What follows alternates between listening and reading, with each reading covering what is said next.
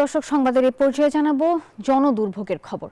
বরিশাল মহানগরীতে অবৈধ যানবাহনের দৌরাত্মে সড়কে তৈরি হয়েছে বিশৃঙ্খলা, যানজটের নাকাল নগরবাসী। এ নিয়ে বিস্তারিত জানাতে সরাসরি যুক্ত হচ্ছেন সহকর্মী সাইফুর রহমান মিরন। অবৈধ যানবাহন বন্ধে বিআরটিএ এবং সেই সঙ্গে সিটি কর্পোরেশন কর্তৃপক্ষ এখনো পর্যন্ত কোনো পদক্ষেপ নিয়েছে জানাবেন?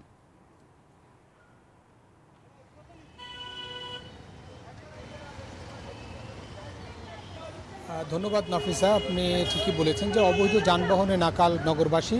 বরিশাল সিটি কর্পোরেশন বা বিআরটিএ এই অবৈধ যানবাহনের বিরুদ্ধে কিন্তু এখন পর্যন্ত কোনো কার্যকর পদক্ষেপ গ্রহণ করেনি। তবে আজকে আমরা সিটি কর্পোরেশনের যে প্রধান নির্বাহী কর্মকর্তার সঙ্গে কথা বলেছি, তিনি যেমনটা বলেছেন যে বর্তমানে নবায়ন দেওয়া শুরু হয়েছে, অর্থাৎ যেসব যানবাহনগুলো নবায়ন নেই সেগুলোর নবায়নের কাজ শুরু হয়েছে। এই নবায়নের পরবর্তীতে তারা পুলিশের সঙ্গে কথা বলে অবৈধ যে যানবাহন আছে সেগুলোর বিরুদ্ধে ব্যবস্থা গ্রহণ করবেন। তবে এর মধ্যেই আমরা লক্ষ্য করছি বা বিভিন্ন চালকরাও বলেছেন যে বরিশাল শহরের বাইরে থেকে কমপক্ষে 15 থেকে 20,000 ইজি বাইক বা এই হলুদ অটো বা নীল অটো এগুলো শহরে প্রবেশ করছে, যার ফলে যাত্রীর তুলনায় যানবাহন বেশি হয়ে পড়েছে এবং সে কারণে কিন্তু দুর্ভোগ বা জনদুর্ভোগ অত্যধিক আকারে বাড়ছে।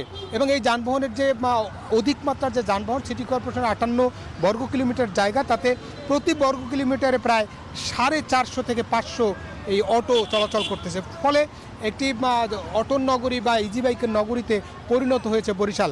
আমরা পুলিশের সঙ্গে কথা বলেছি, যারা ট্রাফিক পুলিশের সঙ্গে, তারাও বলেছেন যে তারা এই ট্রাফিক ব্যবস্থা নিয়ন্ত্রণ করতে গিয়ে তারা হিমশিম খাচ্ছেন। তারা সিটি কর্পোরেশনের সঙ্গে এবং বিআরটিএর সঙ্গে যোগাযোগ করে তিন সংস্থা একত্রে বসে এই অবৈধ যানবাহনের বিরুদ্ধে ব্যবস্থা গ্রহণ করবেন। এখনও কিন্তু ট্রাফিক ব্যবস্থা যেটুকু আছেন, যারা ট্রাফিক দায়িত্ব পালন করছেন, তারা চেষ্টা করছেন যে অবৈধ যানবাহনগুলো যাতে শহরের মধ্যে না ঢুকতে পারে। তারা সেরকম চেকপোস্ট বসিয়েছেন, এমন কথা আমাদেরকে জানিয়েছেন। তারপরও কিন্তু এই যানবাহনের যে নাকাল নগরীতে পরিণত হয়েছে, সেখান থেকে উত্তরণ ঘটানোর জন্য সচেতন নাগরিক মহল তারাও দাবি করেছেন যে এভাবে একটি নগর চলতে পারে না, দ্রুত নগর ভবনের ব্যাপারে ব্যবস্থা গ্রহণ করবেন। ট্রাফিক ব্যবস্থাও যাতে কার্যকরভাবে ব্যবস্থা গ্রহণ করে সে ব্যাপারে তারা দাবি তুলেছেন। এই ছিল মূলত বরিশাল থেকে, বরিশাল নগরীতে অবৈধ যানবাহন নিয়ে সবশেষ তথ্য। ফিরছি স্টুডিওতে। নাফিসা। মিরন, ধন্যবাদ আপনাকে।